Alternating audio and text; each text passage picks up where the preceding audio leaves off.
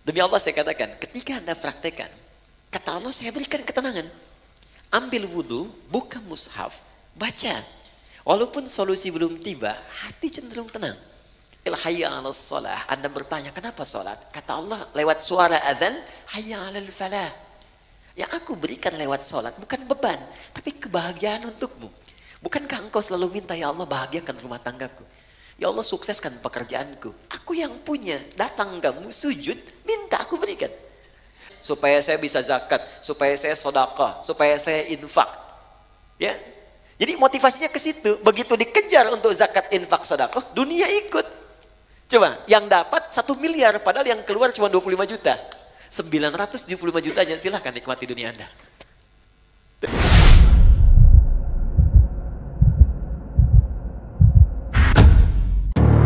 Assalamualaikum warahmatullahi wabarakatuh. Alhamdulillah, wassalatu wassalamu ala rasulillah wa ala alihi wa sahbihi wa man walah wa ba'du. Teman-teman sekalian, alhamdulillah kembali kita diberikan kesempatan oleh Allah Subhanahu wa taala untuk beraktivitas di hari ini. Semoga insyaallah hari ini aktivitas kita mendapat bimbingan dari Allah Subhanahu wa taala dan mudah-mudahan lebih baik daripada hari-hari sebelumnya. Ini penting saya ingatkan dalam setiap kesempatan supaya kita bisa mengoreksi dulu yang telah kita kerjakan, kemudian membangun visi baru pada hari-hari yang akan kita lalui. Demikian diajarkan dalam Al-Quran. Dan ini yang mempraktikkan sekarang menjadi luas. Bahkan banyak non-muslim yang mengambil manfaat dari ayat-ayat ini, kemudian dijadikan sebagai peta-peta kehidupan. Itu ayatnya sering kita hafalkan, bahkan dibaca dalam setiap kesempatan sholat. Namun tidak sedikit kemudian yang menurunkan itu menjadi detil bimbingan kurikulum dalam aktivitas hidup. Allah pernah menyampaikan di surah Al-Insyirah itu, فَإِذَا فَرَغْتَ فَانْصَبْ وَإِلَى رَبِّكَ فَرَغَبْ. فَإِذَا فَرَغْتَ فَانْصَبْ. Jika engkau telah menuntaskan aktivitas di hari itu, maka kemudian siapkan untuk yang besok. Kalau Nabi biasanya malam-malam tuh beliau evaluasi dulu. Istighfar, mengevaluasi kekurangan diri di rumah tangga, apa yang kurang, bergaul dengan tetangga apa yang harus diperbaiki, bergaul dengan banyak orang apa yang harus dilengkapi. Dari situ kemudian beliau istighfar sampai 100 kali, 70-100 kali. Padahal sifat beliau itu maksum, dijaga dari salah. Hanya apa yang dikerjakan Nabi, kata Allah, sesungguhnya itu bukan sekedar untuk pribadinya beliau, tapi lebih banyak ditunjukkan kepada umatnya. Kalau Nabi kan dijaga dari berbuat salah. Kalau kita tidak ada penjagaan. Karena itu diajarkan oleh Nabi setiap akan istirahat di malam hari, coba banyak mengoreksi diri. Manfaatnya tidur juga akan lebih enak. Ketika orang banyak merenung di kesempatan malam, sebelum tidur dia istighfar, koreksi diri, itu cenderung hatinya lebih tenang. Karena itu ketika dibawa tidur, tidurnya lebih rileks, lebih santai, lebih enak. Beda ketika orang masih mengumpulkan persoalan dalam benaknya dan belum melahirkan ketenangan dalam jiwanya. Beda antara solusi dengan tenang itu lain. Ya tenang itu belum tentu mendatangkan solusi seketika. Tapi ketika ketenangan itu tiba, walaupun solusi belum datang, tapi jiwanya semakin nyaman. Karena itu di dalam Al-Quran sering diajarkan amalan-amalan yang diantara manfaatnya membuat jiwa kita tenang. Ya contoh, Allah menyebutkan orang yang sering berzikir itu hatinya tenang. Quran surah 13 ayat ke-28. Ala bizikrillahi tatma'innul qulub. Kata Allah, ala yakinkan pada jiwamu, aku informasikan dengan kuat, bizikrillahi, dengan banyak berzikir kepada Allah. Ba-nya di sini musahabah, membangun kedekatan. Jadi kalau orang mencoba dekat dengan Tuhan, ingin mendekat kepada Allah, dia banyak berzikir, tatmainnul qulub, maka dampak zikir itu akan berpengaruh kepada ketenangan jiwa. Nah, bagaimana cara berzikir? Diberikan detilnya. Baca Quran itu zikir. Makanya Al-Quran disebut dengan zikir. Quran surah ke-15 Al-Hijr ayat ke-9. Inna nahnu nazzalna dzikra. Kami telah turunkan Al-Quran sebagai zikir. Jadi kalau teman-teman sedang baca Al-Quran, itu ada ketenangan. Zikir di situ. Makanya silahkan kalau Anda tidak percaya, Silahkan ketika Anda sedang gelisah, pekerjaankah di kantor, di rumah tangga ada masalah. Alih-alih Anda kemudian adu argumentasi, atau hanya menuliskan persoalan di media sosial, bikin status yang tidak kunjung tuntas. Kenapa kemudian tidak Anda alihkan dengan berwudu, membuka mushaf, baca Quran? Ini jaminan. Demi Allah saya katakan, ketika Anda praktekkan, kata Allah saya berikan ketenangan. Ambil wudu, buka mushaf, baca. Walaupun solusi belum tiba, hati cenderung tenang. Bahkan ada orang-orang yang jangankan baca, dia mendengar Quran saja, itu ada kekuatan dalam jiwanya. Itu ada di Quran surah ke-8 ayat kedua. Innamal mu'minuna alladzina idza dzukirallahu wajilat qulubuhum wa idza tuliyat alaihim ayatuhu zadatuhum imana wa ala rabbihim yatawakkalun. Orang beriman itu kalau dia disebutkan nama Allah, ada getaran dalam jiwanya. Dan kalau dibacakan ayat-ayat Allah, bertambah keimanannya dan semakin dekat hubungannya dengan Tuhan. Tawakalnya kuat. Dikata Allah kalau Anda nggak sempat baca misalnya, atau kesulitan membaca, bukan murotal. Teman-teman di jalan sambil Anda ke pekerjaan, ya Anda ingin tenang, alih-alih mendengar atau membaca yang tidak jelas, bukan murotal. Dengarkan. Minimal itu akan membawa ketenangan pada jiwa, kata Quran. Ada bacaan Quran, ada sholat. Sholat itu disebut zikir. Quran surah ke-20 ayat ke-14. Ya innani anallahu la ilaha illa ana fa'budni wa aqimis sholata li dzikri. Kata Allah, saya Allah, tidak ada Tuhan selain saya. Sembah saya. Cara menyembah saya, tunaikan sholat sebagai zikir. Karena itu banyak dulu orang-orang yang ketika sedang gelisah, ada masalah, dia memilih untuk berwudu, ada yang datang ke masjid, ada yang sholat di rumahnya, minta solusi, minimal ketenangan tiba. Doa, bagian dari zikir. Ya, Quran surah ke-7, ayat ke-205. Wadhkur rabbaka fi nafsika tadarruan wa khifatan wa dunal jahri minal qaul. Silahkan kau berdoa sebagai zikir. Karena itu orang berdoa cenderung tenang. Nah ini disatukan saat kita akan tidur. Silakan Bapak Ibu cek. Bukankah saat akan tidur berdoa? Ya kan? Bukankah saat akan tidur diajarkan baca ayat-ayat? Ya, kalau yang mula-mula diajarkan 3 kul itu, Al-Ikhlas, Al-Falaq, An-Nas, Qul huwallahu ahad, Qul a'udzu birabbil falaq, Qul a'udzu birabbin nas. Tambah ayat kursi supaya tidak diganggu oleh setan saat tidur. Ya, ingat, kita tidur, setan datang dalam tidur. Ya, datang dalam tidur. Makanya kalau ada mimpi buruk, Nabi mengatakan dia diganggu oleh setan. Ya, untuk itu kita meminta pencegahan kepada Allah yang tak mengantuk. Ingat, setan tak tidur, Allah tak ngantuk. Maka kita meminta, bacakan ayat kursi. Ya, lempar dia dengan ayat kursi. Allahu la ilaha illa huwal la ta'khudhu sinatun wala naum. Ya, lempar dengan ayat kursi. Tidak cukup dengan ayatnya, dengan kursinya sekalian. Ya, ya bacakan itu. Kemudian ada yang sholat kan? Sholat dulu sebelum tidur kan? Ya, Nabi mengajarkan witir atau 2 rakaat sebelum kita tidur. Supaya apa? Supaya tenang.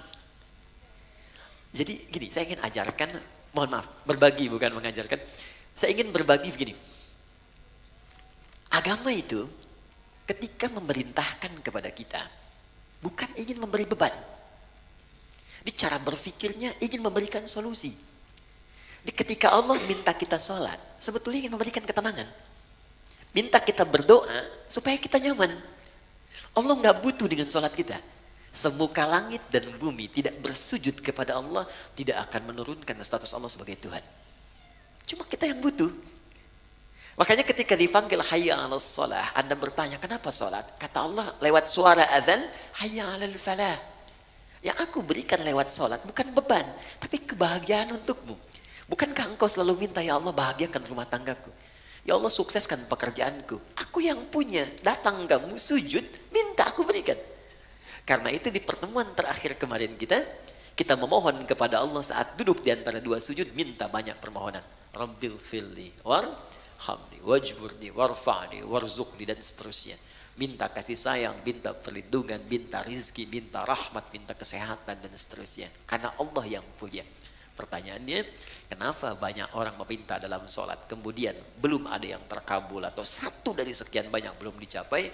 Boleh jadi ada yang belum maksimal dalam sholatnya, atau ada dari bacaan dan gerakan sholat itu yang belum dipahami dengan baik, sehingga maknanya tidak teresap ke dalam jiwa. Karena itu kita teruskan sebentar manfaat dari apa yang kita pelajari lewat sholat. Kita masuk ke pertemuan sekarang, sujud bagian kedua. Saya akan ambil 10-15 menit saja, selebihnya kita akan diskusi. Dari pertemuan yang telah kita lalui, saya kira ada beberapa kesempatan yang belum kita untuk berdiskusi, dan saya mohon izin mungkin akan berhenti lebih awal, ya mungkin setengah 12 atau mungkin 15 menit sebelum zuhur. Saya bisa pamit lebih dulu karena ada hal yang harus saya kerjakan kemudian. Jadi kita maksimalkan pertemuan ini untuk membahas 10-15 menit bagian sujud yang kedua. Setelah itu kita coba buka diskusi. Anda yang ingin ditanyakan atau sempat terlewatkan dari awal wudhu sampai dengan ke bagian sujud itu, pertanyakan kemudian, karena setelah itu kita akan masuk bab bagian ketiga terakhir. Tiga terakhir kita akan bahas tahiyat, ya, jadi cara tahiyat baik tahiyat pertama ataupun terakhir plus bacaannya. Kemudian yang kedua adalah doa khusus sebelum salam, karena ini menjadi bagian terakhir dari 4 keadaan yang doanya seketika akan dikabulkan oleh Allah kalau benar caranya. Ada saat berdiri, kedua saat rukuk, ketiga saat sujud, dan keempat sesaat sebelum salam. Untuk yang ini saya akan berikan perhatian lebih karena jarang banyak orang fokus di sini, saking ingin cepatnya selesai sholat. Jadi baru tahiyat udah pengen salam gitu kan. Makanya Allah taruh tuh di bagian terakhir sebelum salam, ada peluang saat kita membacakan doa itu seketika kalau benar doanya bisa dikabulkan. Kalau dalam posisi itu Anda diminta dan dimohon untuk memberikan sesuatu atau meminta sesuatu, kira-kira apa yang harus kita mintakan? Kan dulu ada tayangan di TV dalam 1 jam harus menghabiskan uang sekian, bingung kan mau beli apa aja. Sekarang dalam sekian menit, sekian detik Anda harus meminta, dan kalau diberikan itu akan dikabulkan. Kalau Anda minta kan berpeluang dikabulkan. Anda mau minta apa? Nanti akan diajarkan oleh Nabi beberapa kalimat yang kalau Anda bacakan itu akan diberikan semua yang terbaik dunia, alam kubur, dan akhirat. 3 dimensi kehidupan. Karena nanti ada yang cuma minta dunia saja. Quran surah kedua ayat 200. Wa minan nasi may yaqulu rabbana atina fid dunya. Terus? Bukan, jangan harang. Itu yang ayat 201. Wa minan nasi may yaqulu rabbana atina fid dunya wa ma lahu fil akhirati min khalaq. Ada dari sekian manusia yang orientasi hidupnya cuma minta dunia saja. Yang penting dunia sukses. Dia nggak berpikir akhirat. Akhirat gimana nantilah. Alam kubur nanti aja. Pokoknya dunia saya pengen raih dulu nih. Dia yang paling hebat, popularitas harus paling tinggi, kedudukan paling hebat, harta paling banyak. Itu aja. Gak ada yang lain. Tapi ada yang hebat di ayat 201-nya. Wa minhum may yaqulu rabbana atina fid dunya hasanah wa fil akhirati hasanah wa qina adzabannar. Dia merasa saya akan pulang. Saya akan wafat. Saya nggak akan selamanya di dunia. Dan saya sudah diperlihatkan orang-orang yang wafat di hadapan saya. Bahkan saya yang memandikan, saya yang menyolatkan, saya yang mentalkinkan. Dan saya yakin besok lusa, saya yang wafat. Dan saya punya keyakinan besok ada kehidupan setelah saya wafat. Karena itu saya siapkan amalan-amalan yang hasilnya saya akan nikmati kemudian hari. Maka orang ini punya visi untuk akhiratnya, bukan hanya sekedar untuk dunianya. Maka dia siapkan, saya pengen dunia nikmat dan akhirat nikmat. Ini rumus dalam Al-Quran. Ketika Anda mengejar akhirat, maka dunia akan ikut di belakangnya. Gak akan rugi. Karena akhirat itu, dunia pasti nempel. Tapi kalau Anda ikut dunia, akhirat belum tentu mengikutinya.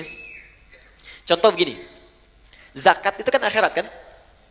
Zakat akhirat ya, bukan dunia. Awas. Tapi bagaimana Anda bisa berzakat kalau nggak ada dunianya? Oke. Anda mau zakat 25 juta. Zakat itu kan 2,5%. Berarti Anda harus punya berapa? 1 miliar kan? 1 miliar untuk berzakat 25 juta. Karena itu orang-orang dulu mengejar kekayaan itu bukan untuk nyari dunia, tapi supaya bisa zakat. Abdurrahman bin Auf mengejar kekayaan sampai paling kaya nomor 1, kapaknya terbuat dari emas. Apa motivasinya? Supaya saya bisa zakat, supaya saya sedekah, supaya saya infak. Ya. Jadi motivasinya ke situ. Begitu dikejar untuk zakat, infak, sedekah, dunia ikut. Coba, yang dapat 1 miliar padahal yang keluar cuma 25 juta. 975 jutanya silahkan nikmati dunia Anda. Tuh. Jadi orang yang mengejar akhirat, dunianya pasti ikut. Tapi orang kalau ngejar dunia saja, akhirat belum tentu. Anda kesini mau taklim, dunia ikut kan? Makanan di luar banyak tuh. Dunia tuh. Kue banyak. Saya kalau taklim tuh taklim, tukang somai, tukang ini, tukang ini. Dunia ikut semua. Tapi kalau sengaja beli somai, belum tentu dapat taklim. Sederhana ya. Woi, sekarang plus Templar lagi. Oke, jadi visi mengejar akhirat itu tidak harus kemudian meninggalkan dunia. Karena otomatis Ibnul Qayyim Al-Jauziyah, beliau berkata, perlakukan dunia seperti bayangan. Bayangan. Kalau dikejar itu, gak akan pernah ketangkap. Ayo bikin perlombaan musyawarah ngejar bayangan, tangkap. Silakan akan ketemu. Tendangan tanpa bayangan, bayangannya aja nggak bisa diikutin. Ya? Baik, silakan. Maka kata Ibnul Qayyim Al-Jauziyah, cara menangkap bayangan jangan dikejar. Berbaliklah Anda, berjalanlah, maka dia akan mengikuti. Maka dunia seperti bayangan yang ketika Anda tinggalkan berbalik, dia akan mengikuti Anda dalam kehidupan. Jelas sampai sini? Baik, ayatnya nanti bisa kita kumpulkan teman-teman. Sekarang saya sempurnakan dulu, setelah itu kita bisa berdiskusi pada hal-hal yang mungkin ini kita dialogkan insya Allah. Oke, sujud yang pertama, kita diminta oleh Allah kemudian untuk merendahkan diri kita, menyempurnakan penghambaan kita kepada Allah Subhanahu wa taala. Tidak ada penyembahan yang sempurna, ketaatan yang paling dalam, penghambaan yang paling luar biasa tajam kecuali saat manusia bisa menundukkan kepalanya menyentuh ke dalam lantai yang ia pijak. Jadi ketika seseorang sudah mulai bersujud, itu pertanda dia sudah merendahkan diri yang paling dalam. Dulu orang-orang di zaman dulu ada Persia, ada Romawi, bahkan ditiru kemudian oleh kerajaan-kerajaan di Nusantara di masa-masa lalu sebelum datang Islam. Untuk kemudian menghormati rajanya, dia ada yang bersujud. Ada yang ruku seperti ini sudah kita bahas. Ada yang sujud kemudian dia menempelkan bahkan kepala di lantainya untuk menandakan kepatuhan kepada rajanya. Apa yang didapatkan dari raja-raja dunia ini? Maaf, tidak seluruhnya diberikan. Tidak semua kebutuhan diberikan. Belum tentu dia sehat diberikan obat. Belum tentu keperluannya diberikan. Belum tentu dia gelisah ditenangkan. Tapi kemudian Allah berfirman, datang padaku, sujud kepadaku. Ketika engkau sujud, aku berikan apapun yang kau butuhkan dalam kehidupan. Bahkan turun Quran surah ke-48 ayat 29 yang pernah kita bacakan di pertemuan lalu. Muhammadur Rasulullah walladzina ma'ahu asyidda'u 'alal kuffar ruhama'u bainahum tarahum ruk'an sujjada yabtaguna fadlan minallahi wa ridwana. Umat Muhammad SAW itu tegas pada segala hal yang menyimpang, tapi juga penyayang terhadap sesamanya. Anda akan lihat mereka sering ruku dan sujud. Saat posisi sujud itulah dia kemudian bermohon kepada Allah semua kemuliaan yang mampu dia dapatkan. Itu tantangan. Jadi begitu Anda merendahkan di hadapan Allah, maka Allah berikan apa yang kamu butuhkan, aku akan berikan. Maka keluarlah hadis Nabi SAW. Perhatikan baik-baik kalimat Nabi-Nya yang disampaikan dari Ibnu Abbas. An Ibnu Abbas radhiyallahu taala anhuma. Hadis riwayat Ibnu Abbas, semoga Allah meridhai kepada beliau dan kepada kedua orang tuanya. Anin Nabi sallallahu alaihi wasallam, beliau menerima riwayat ini dari Nabi sallallahu alaihi wasallam. Perhatikan kalimatnya, aktsirud du'a. Jika Anda dalam posisi sujud, maka perbanyak permintaan. Doa. Minta, minta, minta, minta, minta. Ada seorang datang kepada Nabi, ya Rasulullah, tolong doakan saya masuk surga.